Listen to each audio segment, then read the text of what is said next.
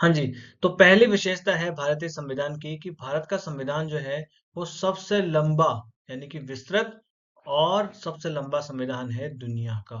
किसका? पूरी दुनिया का सबसे लंबा संविधान है भारत का। जब भारत का संविधान बनाया गया था तब 395 इसमें अनुच्छेद हुआ करते थे और आज के टाइम में इसमें 470 अनुच्छेद हैं।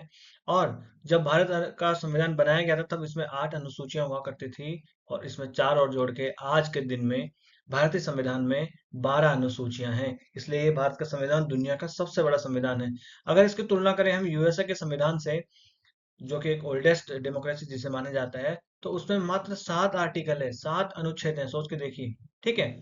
और भारतीय संविधान को इतना बड़ा बनाया गया, इसके पीछे कारण क्या हुआ करते थे? एक तो भौगोलिक कारण कि भारत भाई खुद इतना बड़ा देश है, इसका आकार इतना बड़ा है, इसकी विविधता भी तो कितनी सारी है, कितने प्रकार के लोग रहते हैं, कितने प्रकार के राज्य हैं, है ना, अलग अलग। ठीक है।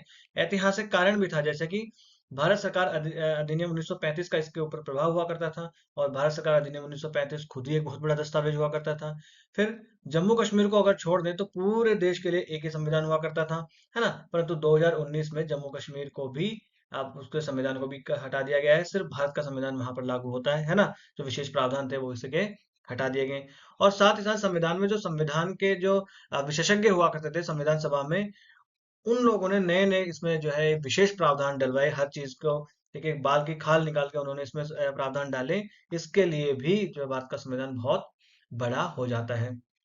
ठीक है। फिर भारत का संविधान बहुत सारे स्रोतों से लिया गया है ना। जैसे कि अन्य देशों को हम देखें तो उसमें क्या होगा कि भाई अब उन्होंने ही बना के संविधान बना दिया, मगर हमारे संविधान बनाने वालों ने क्या किया?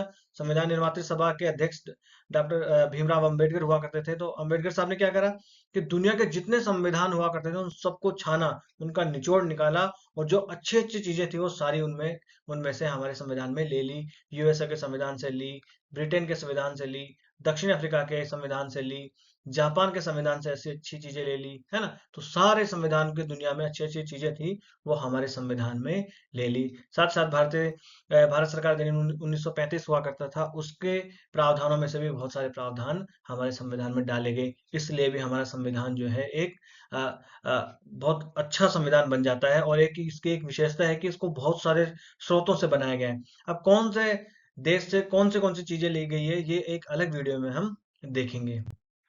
अगली विशेषता आ जाती है नम्यता और अनम्यता। मतलब कठोर भी है हमारा संविधान और नरम भी है हमारा संविधान। हमारे संविधान को साधारण बहुमत से भी जो है इसमें संशोधन किया जा सकता है। हालांकि साधारण बहुमत वाले संशोधन को संविधान संशोधन नहीं माना जाता, है ना। परंतु फिर भी एक सामान्य प्रक्रिया के माध्यम से संविधान संशोधन किया जा सकता है। जैसे एक तो हो गया दो तिहाई बहुमत। क्या? दो तिहाई बहुमत के माध्यम से हमारे यहाँ संविधान संशोधन किया जा सकता है। ये तो हो गया नम्यता, है ना, नरम। ये क्या हो गया? कठोर। अनम्यता का मतलब क्या हो गया? दो तिहाई बहुमत तो आपको चाहिए ही चाहिए। साथ ही साथ आधे जो राज्य हैं उनकी विधानसभाओं से सिंपल मेजोरिटी भी आपको चाहिए, यानी साधारण बहुमत उनका भी चाहिए। ये कौन से मामलों में चाहिए? जब भारत का जो संघीय ढांचा है उसमें परिवर्तन करना हो, तो उसके लिए फिर ये लाया जाता है दो तिहाई बहुमत प्लस आधे राज्यों की साधारण बहुमत से उनके विधानसभा पारित कर दी। जैसे कि जीएसटी लाया गया था ना 101वें संविधान संशोधन अधिनियम के माध्यम से, वो ऐसा ही पारित किया गया था। तो देखो, इस ये एक नरम भी है, दो तिहाई बहुमत से पारित करवा लो संसद में, और कठोर भी है कि दो तिहाई बहुमत प्लस आधे राज्यों की जो है विधानसभाएं सामान्य बहुमत से पारित करें। जबकि हम तुलना करें यूएसए से तो वहां पर 3/4 मेजोरिटी से पास होना जरूरी है। ठीक है। ठीक है साहब। अब आ जाता है संघीय व्यवस्था। तो भारतीय जो संविधान है वो हमारे देश में संघीय व्यवस्था बनाता है। संघीय व्यवस्था का मतलब क्या हो गया कि सरकार है दो स्तरों पर। कितने स्तरों पर? दो स्तरों पर सरकार होगी। एक संघीय सरकार होगी और एक होगी राज्य सरकार या प्रांतीय सरकार जिसे कहते हैं, है ना। तो दोनों को अलग अलग शक्तियां दी गई। इसमें संघ सूची के जितने भी विषय हैं उन पे कानून संघ सरकार बनाएगी, और राज्य सूची के जितने भी विषय हैं उन पर सरकार कानून कौन बनाएगी? राज्य सरकार। और राज्य सरकार की अपनी पावर है, वो केंद्र सरकार की मोहताज नहीं है। तो ये एक संघीय व्यवस्था भी बनाई गई है भारतीय संविधान में। ये एक इसकी विशेषता है। ठीक है ना। फिर क्या है? भारत का संसदीय रूप, यानी भारत में जो सरकार है उसका संसदीय रूप बनाया गया है। किसका? सरकार का संसदीय रूप। अब आपको सर संसदीय रूप का मतलब क्या हुआ? तो एक होता है राष्ट्रपति शासन, राष्ट्रपति प्रकार की गवर्नमेंट, है ना। जैसे शासकीय गवर्नमेंट या राष्ट्रपति प्रकार की गवर्नमेंट कहते हैं, प्रेसिडेंशियल फॉर्म ऑफ गवर्नमेंट, और एक होता है पार्लियामेंट्री फॉर्म ऑफ गवर्नमेंट, है ना। तो इस पार्लियामेंट्री फॉर्म ऑफ गवर्नमेंट या संसदीय रूप की गवर्नमेंट में क्या होता है कि जो कार्यपालिका होती है, वो कार्यपालिका यहाँ पर विधायिका के प्रति जिम्मेदार होती है। किसके प्रति? विधायिका के प्रति यहाँ पर उत्तरदायी होती है। क्या होती है?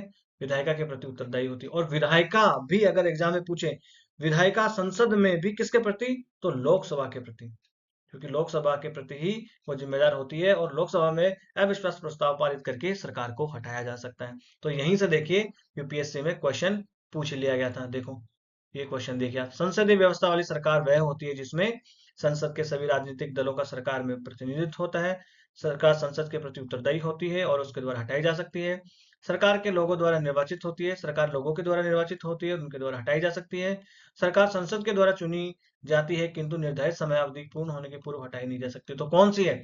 संसदीय रूप कौन सा दिया? देखिए ऐसे ही क्वेश्चन बनते हैं यहाँ से, है ना।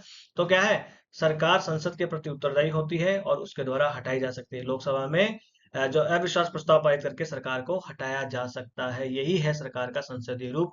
प्रेसिडेंशियल फॉर्म ऑफ गवर्नमेंट जो होती है, राष्ट्रपति शासन वाली, उसमें जैसे कि अमेरिका में, तो वहां के राष्ट्रपति को, जैसे जो बाइडेन है और अभी जो डोनाल्ड ट्रंप चुन लिए गए, तो उनको वहां की विधानसभा जो है, सॉरी विधायिका जो है वहां की जो कांग्रेस है, उसमें अविश्वास प्रस्ताव लाके उनको नहीं हटाया जा सकता। ठीक है, फिर है संप्रभुता और न्यायिक सर्वोच्चता है अपने यहाँ, है ना।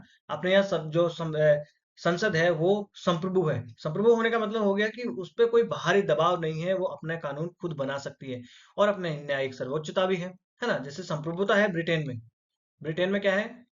सर्वोच्चता है, संप्रभुता है संसद की। यानी कि ऐसा कहा जाता है कि ब्रिटेन की संसद पुरुष को स्त्री और स्त्री को पुरुष बनाने के सिवा और सारे काम कर सकती है। वो वहां की संसद पे कोई भी कोई रोक टोक नहीं है। परंतु भारतीय अगर मामलों में देखें तो क्या है, हमारी संप्रभु तो है संसद, मगर उसके ऊपर न्यायिक सर्वोच्चता फिर भी डाली गई है। उसको संविधान के अंदर रहकर ही काम करने पड़ेंगे, नहीं तो जो न्यायिक अपना सुप्रीम कोर्ट है, सुप्रीम कोर्ट क्या करेगा? उसको जुडिशियल रिव्यू यानी न्यायिक पुनरावलोकन, किसकी शक्ति है? न्यायिक पुनरावलोकन की शक्ति है। इस न्यायिक पुनरावलोकन की शक्ति के द्वारा सुप्रीम कोर्ट जो है उसको नल एंड वॉइड करार दे सकता है, कोई कानून अगर सरकार बनाए तो। जैसे कि एनजेएसी वाला कानून बनाया था ना, नेशनल जुडिशियल अपॉइंटमेंट कमीशन, राष्ट्रीय न्यायिक नियुक्ति आयोग, उसको नल एंड वॉइड करार दे दिया गया था उसको कि भैया ये अवैध है सुप्रीम कोर्ट के द्वारा। तो सर जो संसद है वो हमारे देश में संप्रभु नहीं है। फिर आ जाता है स्वतंत्र और एकीकृत न्यायपालिका। तो भारत के संविधान में एक स्वतंत्र और एकीकृत न्यायपालिका का एक गठन किया गया है। स्वतंत्र का मतलब है कि वो अपने सारे फैसले खुद कर सकती है, कार्यपालिका के ऊपर वो बिल्कुल भी डिपेंडेंट नहीं है। आर्टिकल 50 में तो कहता है कि कार्यपालिका जो है वो न्यायपालिका से पृथक होनी चाहिए, है ना। और एकीकृत का क्या मतलब हो गया कि भारत के संविधान में देखिए पूरा का पूरा एक सिस्टम बना दिया गया कि शीर्ष पर सुप्रीम कोर्ट होगा, उसके देखरेख में हाई कोर्ट होंगे, और फिर उसके नीचे होते हैं डिस्ट्रिक्ट कोर्ट। तो डिस्ट्रिक्ट कोर्ट की अपील आप जा सकते हो हाई कोर्ट में, हाई कोर्ट की अपील आप सुप्रीम कोर्ट में कर सकते हो। जबकि इसकी तुलना करें हम यूएसए से, तो यूएसए में ऐसा नहीं होता। वहां का सुप्रीम कोर्ट देखिए, फेडरल सुप्रीम कोर्ट जो होता है वो अलग होता है, और वहां का जो स्टेट्स का सुप्रीम कोर्ट होता है ना, वो अलग होता है। तो जो फेडरल सुप्रीम कोर्ट होगा ना, वो सिर्फ फेडरल मामलों को सुनेगा, वो किसी राज्य के मामलों की अपील नहीं सुनेगा। परंतु भारत में ऐसा नहीं है। भारत में क्या है, एक एकीकृत न्यायपालिका को अपनाया गया है। ये एक हाँ जी, तो अगला है इसमें मूल अधिकार। हमारे संविधान में मूल रूप से 7 मूल अधिकारों की बात की गई थी। कितने मूल अधिकारों की? 7 मूल अधिकारों की बात की गई थी हमारे संविधान में मूल रूप से। ठीक है साहब, तो आप कहोगे सर ये तो यहाँ पर हमें 6 ही दिख रहे हैं, एक कहाँ गया?